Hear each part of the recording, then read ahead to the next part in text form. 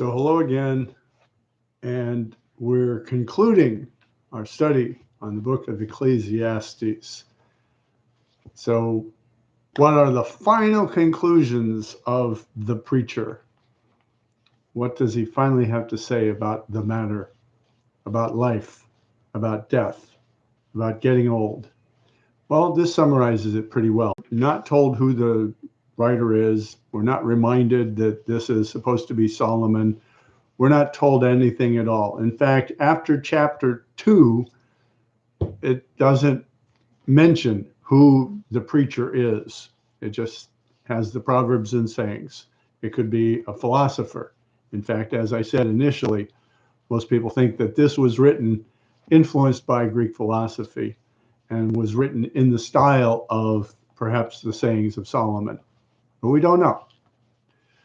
So chapter 11, verse 1 says, "Cast your bread upon the waters, for you will find it after many days."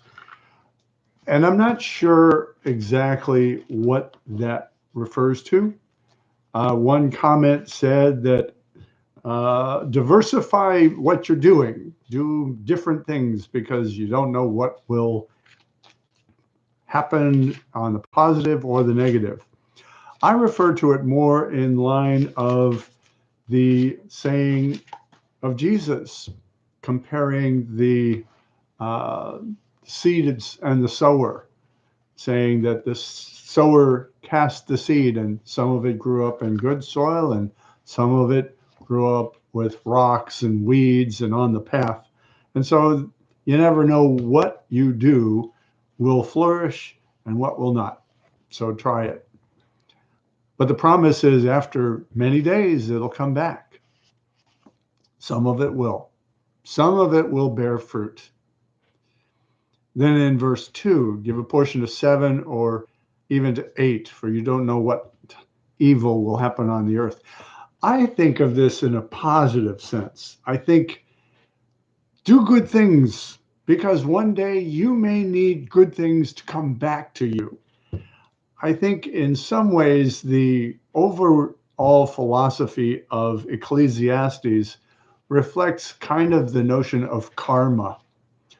Whatever you put out into the universe is what you get back. So if you give to 7 or even 8 when you need it, then somebody will take care of you as well. Now, this next verse, verse 3, is one of the most puzzling verses. In fact, when I was in college and I read this, it made me laugh. It was almost ridiculous. As the clouds are full of rain, they empty themselves on the earth. And if a tree falls to the south or to the north, in the place where it falls, there it lies. Well, yeah, that seems rather obvious. So why do you need to be wise to say that? Wherever the tree falls, that's where it's going to be. And the comment that I read on this one was, whatever happens will happen anyway, and man cannot wait for certainty if he would live at all. Well, that's one way of looking at it, but I still think that it's an odd verse to include in sacred scripture as if God inspired this. In fact, some wonder why Ecclesiastes is included. And it's a good question. With verses like this, it makes you wonder.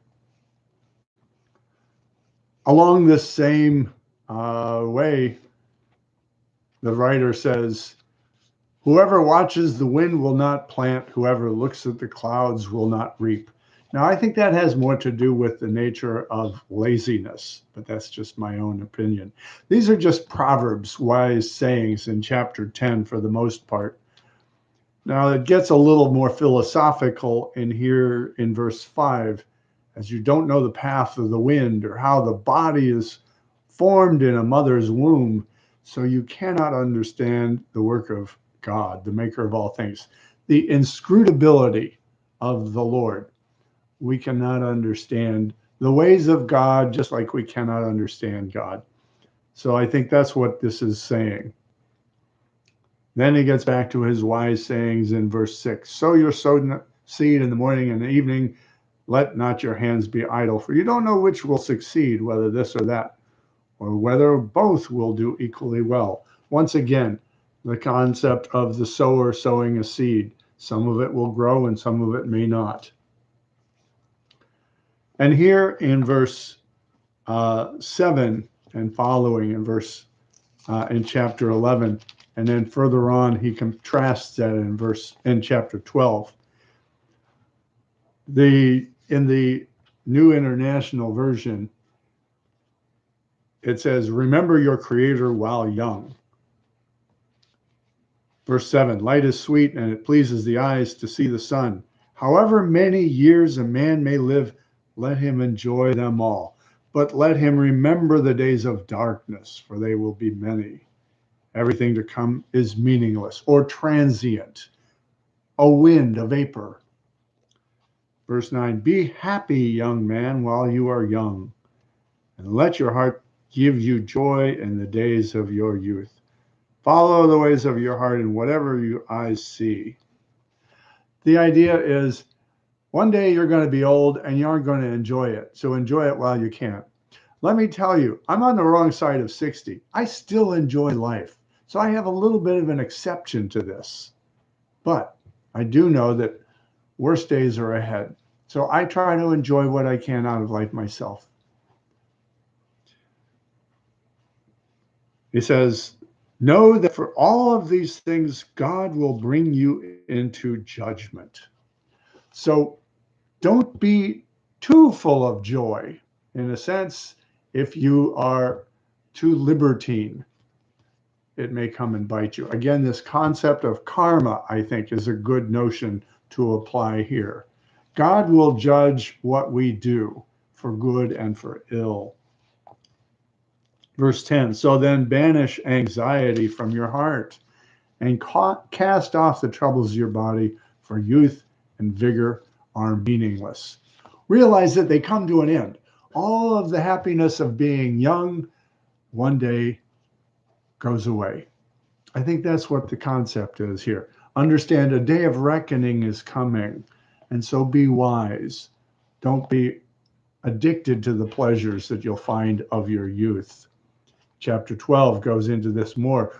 Remember your Creator in the days of your youth. Again, remember, God's watching. The chickens come home to roost. We sow what we reap. And so remember the Creator in the days of your youth, before the days of trouble come and the years approach, and you will say, "I find no pleasure in them." And then a long litany, a poem about the ravages of old age and the coming of the end. And this is the end of Ecclesiastes, where he talks about the end of life. And there's a whole poem. It's beautiful poetry. "Before the sun and the light and the moon and the stars go dark, and the clouds return after the rain, when the keepers of the house tremble and strong men stoop as if with old age.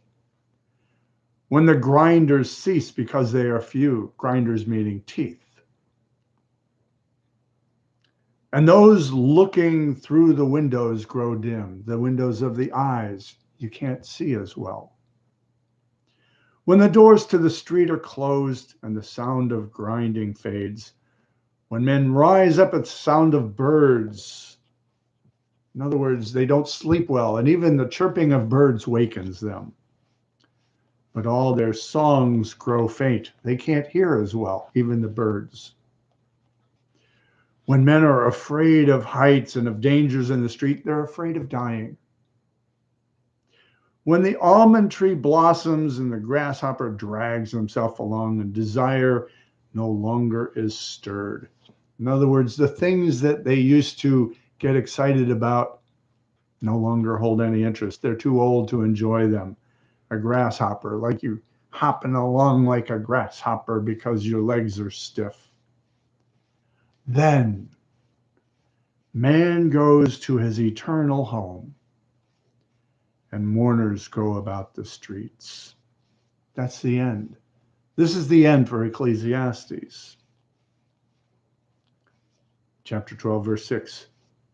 "Remember him," the Creator, that is, Before the silver cord is cut, before life ends, or the golden bowl is broken, before the pitcher is shattered at the spring, or the wheel broken at the well, and the dust returns to the ground it came from, and the spirit returns to God who gave it. What poetry! Meaningless, or vapor, or transience, says Koheleth, the teacher, the preacher.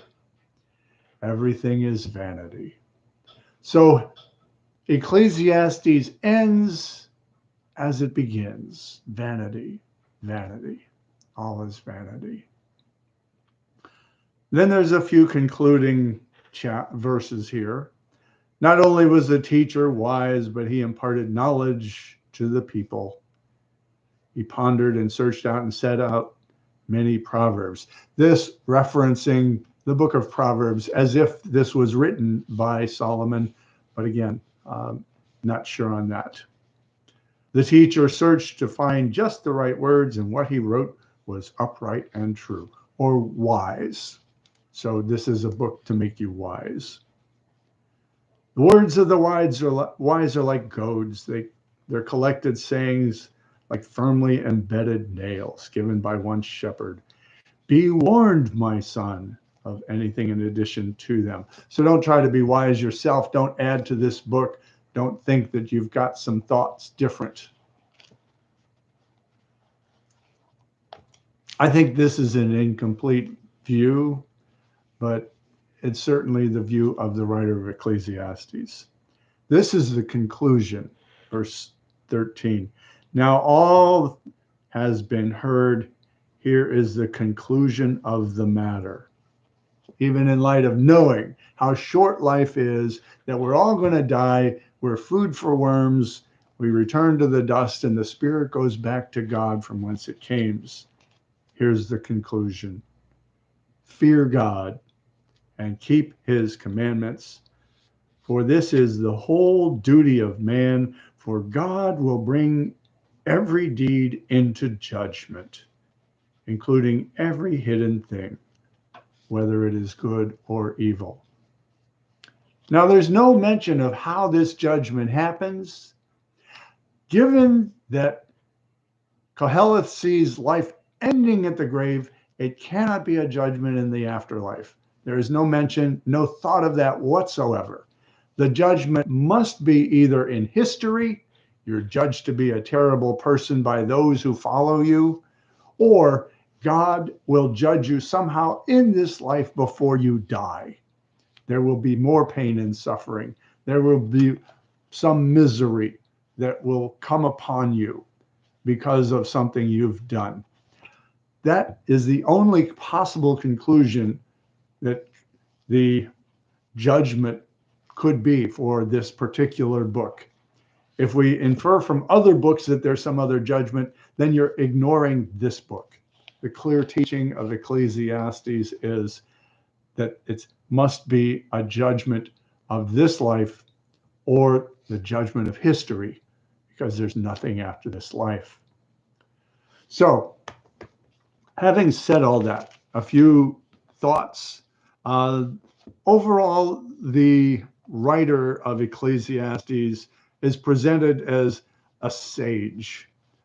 And it's a very rationalistic look at the world, even different than all the other Old Testament books, which assume a much more active view of God and a much more active attention to God by the prophetic writings or the Torah itself. And so that's why some feel that this was such a book influenced by Greek philosophy, which would put it to somewhere around the 3rd century.